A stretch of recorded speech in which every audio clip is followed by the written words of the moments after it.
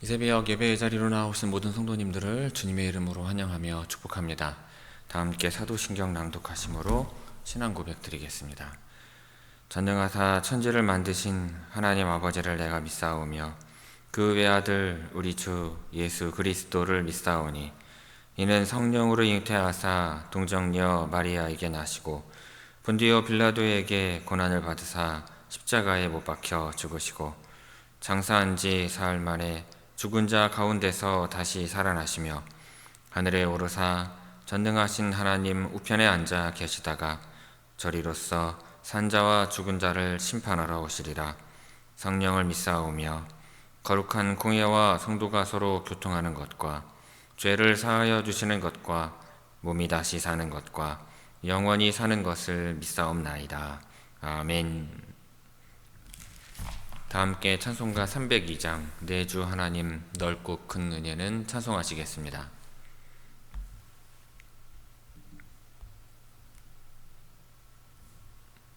찬송가 302장입니다.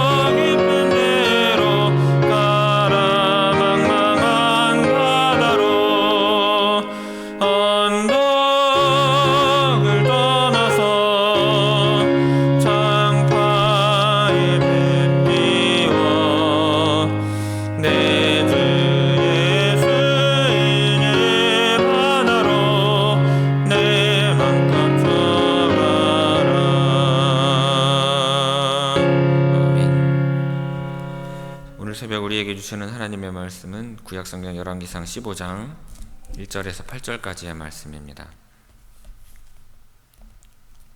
열왕기상 15장 1절에서 8절의 말씀입니다.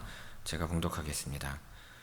느밧의 아들 여로보암 왕 18째 해 아비암이 유다 왕이 되고 예루살렘에서 3년 동안 다스리니라.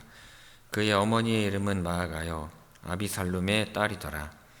아비암이 그의 아버지가 이미 행한 모든 죄를 행하고 그의 마음이 그의 조상 다윗의 마음과 같지 아니하여 그의 하나님 여호와 앞에 온전하지 못하였으나 그의 하나님 여호와께서 다윗을 위하여 예루살렘에서 그에게 등불을 주시되 그의 아들을 세워 뒤를 잇게 하사 예루살렘을 견고하게 하셨으니 이는 다윗이 햇사람 우리아의 일 외에는 평생에 여호와 보시기에 정직하게 행하고 자기에게 명령하신 모든 일을 어기지 아니하였습니다.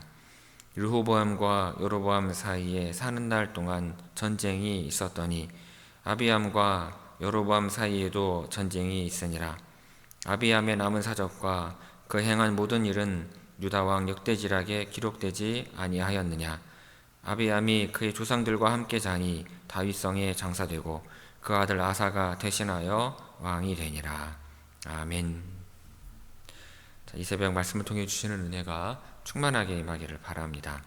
오늘 본문 말씀은 남유다의 제2대 왕인 아비암의 통치를 보여주는 내용입니다. 1절 말씀 봅니다. 느밧의 아들 여로보암 왕 18째 해에 아비암이 유다 왕이 되고. 유다 왕 아비암의 즉위 연도를 여로보암 통치 제 18년이라고 언급을 하고 있습니다. 여로보암 왕의 즉위 연도를 BC 930년경으로 추정을 한다면 아비암의 즉위 연도는 BC 913년 정도가 될 것입니다. 이러한 역사 기술 방법이 사용된 것은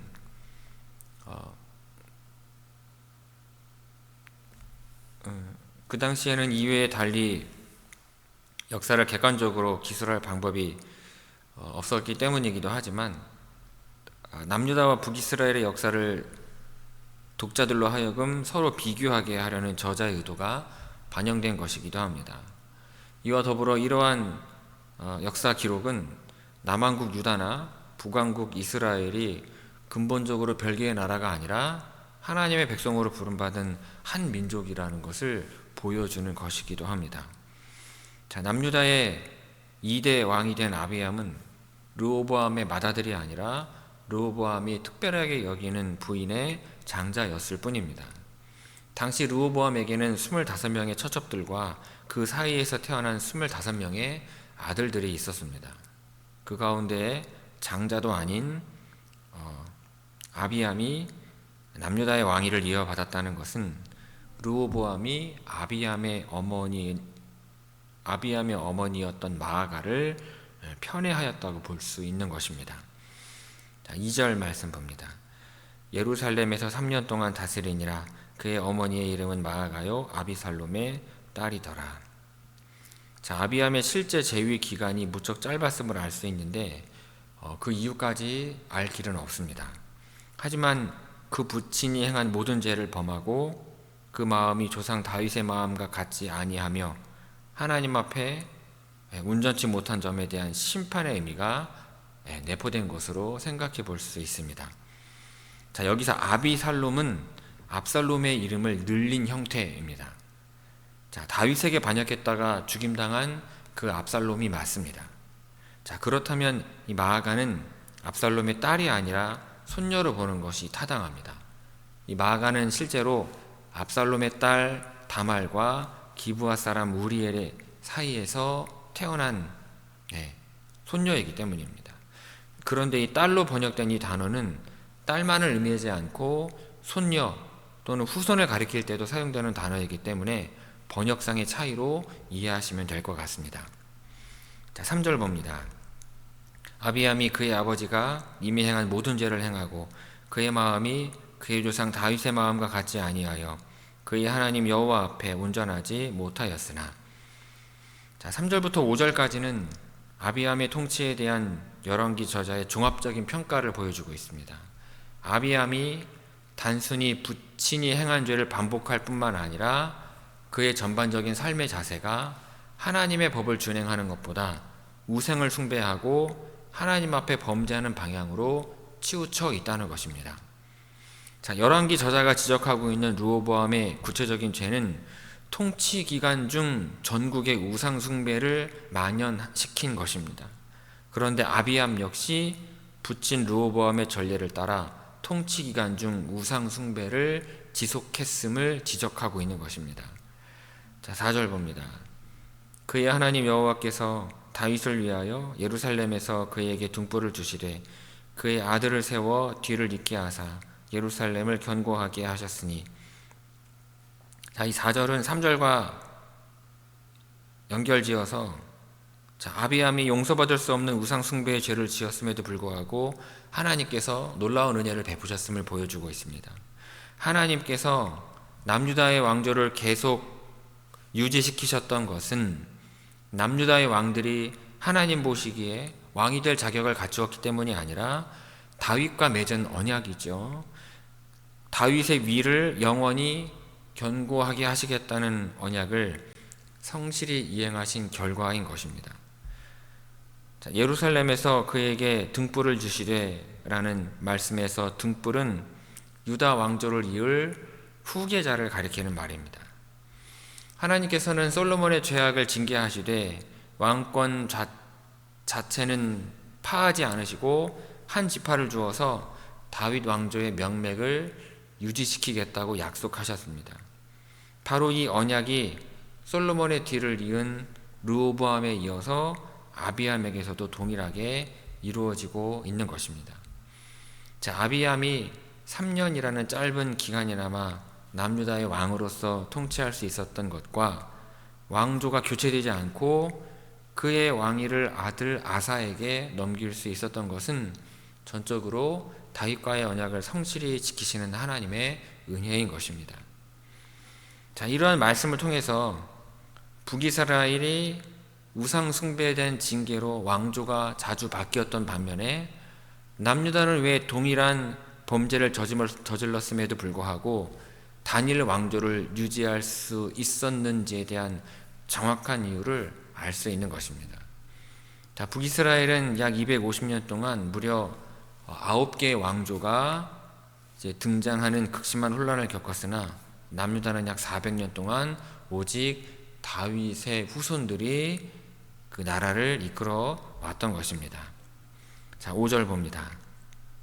이는 다윗이 햇사람 우리아의 일 외에는 평생의 여호와 보시기에 정직하게 행하고 자기에게 명령하신 모든 일을 어기지 아니하였습니다.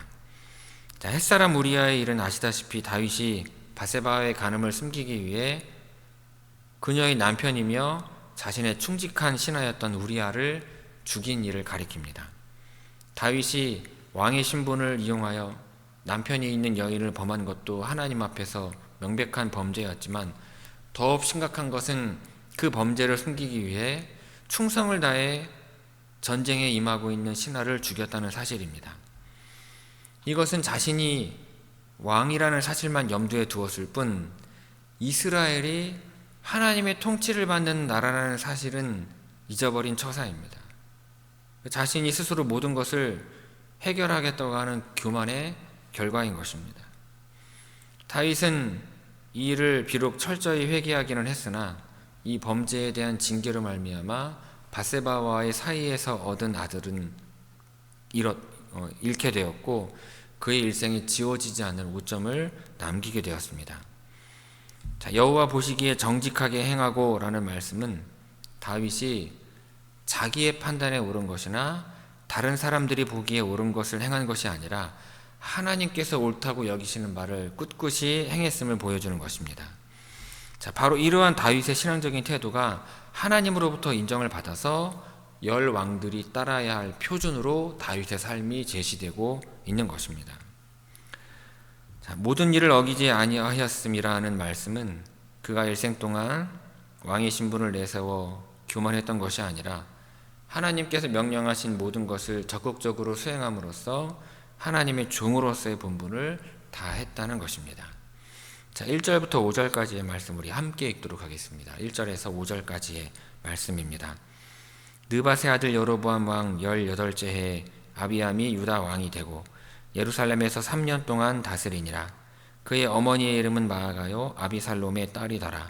아비암이 그의 아버지가 이미 행한 모든 죄를 행하고 그의 마음이 그의 조상 다윗의 마음과 같지 아니하여 그의 하나님 여호와 앞에 온전하지 못하였으나 그의 하나님 여호와께서 다윗을 위하여 예루살렘에서 그에게 등불을 주시되 그의 아들을 세워 뒤를 잇게 하사 예루살렘을 견고하게 하셨으니 이는 다윗이 햇사람 우리아의 일 외에는 평생의 여호와 보시기에 정직하게 행하고 자기에게 명령하신 모든 일을 어기지 아니하였음이라. 아멘.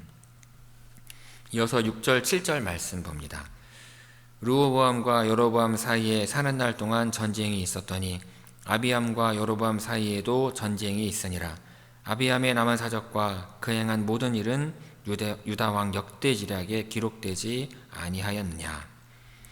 6절에서 8절까지의 말씀은 이제 아비야의 행적을 마감하는 부분입니다. 르호보암과 여로보암 당대뿐만 아니라 르호보암의 뒤를 이어 왕위에 올랐던 아비암과 여로보암 대에서도 계속해서 두 왕국 간에 전쟁이 있었음을 말씀하고 있습니다. 같은 내용을 기록하고 있는 역대하 13장을 보면 아비암이 이끄는 남유다 군대는 수적인 열세에도 불구하고 여로보암이 이끄는 북이스라엘 군대로부터 승리를 거둡니다. 남유다 군대는 북이스라엘 군대의 협공을 받아서 절체절명의 위기에 처하게 되지만 아비암이 하나님께 간절히 기도함으로써 마침내 승리를 거두게 되는 것입니다. 이로 보아 아비암이 초기에는 여호와 하나님에 대한 바른 신앙을 가지고 있었음을 알 수 있습니다. 하지만 이 열왕기 저자는요, 역대기 저자와는 달리 그들 사이에 전쟁이 있었다는 단순한 문장으로 아비암의 공적을 일축해서 전달하고 있습니다. 즉 아비암이 일생 동안 왕으로서 한 일이라고는 고작 북이스라엘 왕 여로보암과 전쟁한 것밖에 없었다는 부정적인 뉘앙스를 전달하고 있는 것입니다. 이처럼 열왕기 저자가 아비암을 부정적으로 평가하고 있는 것은 아비암이 초기에 가졌던 그 바른 신앙을 북이스라엘과의 전쟁에서 승리한 직후 잃어버렸으며 우상 숭배를 허용함으로써 다윗의 행위를 따르지 않고 르호보암의 행위를 그대로 반복했기 때문입니다. 이러한 종교적인 타락은 열왕기 저자의 관점에서 그의 다른 모든 업적과 공로를 아무것도 아닌 것처럼 무효화시키는 치명적인 것이었기 때문입니다. 8절 말씀 봅니다. 아비암이 그의 조상들과 함께 자니 다윗성에 장사되고 그 아들 아사가 대신하여 왕이 되니라. 아사는 남유다의 제3대 왕으로서 주기 후에 10년 동안 종교개혁을 단행하여 우상을 타파하고 국토를 요새화하여 남유다의 평화를 일구어내기도 하였습니다. 뿐만 아니라 구스의 100만 대군을 맞았으나 하나님을 절대적으로 의지하는 신앙으로 이들을 격퇴시키기까지 한 것입니다. 그래서 아사는 종교개혁을 단행하였던 다른 3명의 왕들이죠. 즉 여호사밧, 요시야, 히스기야와 더불어 성경에서 비교적 좋은 평가를 받았던 왕입니다. 그러나 아사는 산당을 완전히 제거하지 않음으로써 이후에 우상 숭배의 여지를 남겼을 뿐만 아니라 즉위 16년째 되는 해에 북이스라엘과의 전쟁을 수행하기 위해 수리아 왕 벤 하닷에게 원조를 요청함으로써 하나니 선지자로부터 책망을 듣습니다. 이러한 사실을 통해 볼 때 그가 일평생 하나님과 온전히 동행했다고 보기는 힘들 것 같습니다. 하지만 다른 유다 왕들과 비교해 볼 때 분명 그는 하나님 앞에서 정직하게 행하려고 노력한 것만큼은 부인할 수 없는 사실인 것입니다. 6절에서 8절까지의 말씀 우리 함께 읽도록 하겠습니다. 6절에서 8절입니다. 르호보암과 여로보암 사이에 사는 날 동안 전쟁이 있었더니 아비암과 여로보암 사이에도 전쟁이 있으니라. 아비암의 남은 사적과 그 행한 모든 일은 유다 왕 역대지략에 기록되지 아니하였느냐. 아비암이 그의 조상들과 함께 자니 다윗성에 장사되고 그 아들 아사가 대신하여 왕이 되니라. 아멘. 성도 여러분, 오늘 본문을 통해 우리는 하나님께서 아비암의 죄악에도 불구하고 다윗을 기억하사 남유다 왕국을 강건하게 하신 것을 볼 수 있습니다. 여러분, 우리는 이를 통해 무엇을 깨달을 수 있겠습니까? 첫 번째로 자녀에게 믿음을 물려주는 것이 중요하다는 것입니다. 하나님께서 다윗과 맺은 언약이요 다윗의 후손들에게까지 전해지고 있는 것입니다. 할아버지, 할머니 혹은 부모가 하나님 보시기에 신실한 믿음으로 살아서 하나님께 받은 축복의 약속을 우리의 자녀와 그 후손들에게 물려줄 수 있다면 여러분, 그것이 그 가정에 가장 의미가 있는 유산이 될 것입니다. 둘째로 하나님은 약속하신 것을 반드시 지키시는 분이라는 사실입니다. 다윗에게 약속하신 것을 아비암 시대에도 지키셨듯이 우리 집안에 주신 약속이 있다면 믿음을 지키는 한 반드시 자손 대대로 이루어 주실 것입니다. 여러분, 우리의 자녀들에게요, 올바른 믿음을 전해주기 위해 많은 노력을 기울여야 할 것입니다. 믿음의 부모로서 하나님 앞에 충성된 삶을 살아 하나님이 주시는 약속을 받고 그 약속을 자녀들에게까지 자녀들에게까지 전하여지는 그와 같은 축복을 우리 모두 누리게 되기를 주님의 이름으로 축원합니다. 기도하겠습니다. 아버지 하나님, 다윗이 아버지 하나님 앞에 온전한 신앙의 삶을 삶으로 그의 자녀들이 다윗과 맺었던 약속의 축복을 온전히 누리며 살아가는 것을 보게 됩니다. 그의 자녀들이 비록 죄 가운데 있을지라도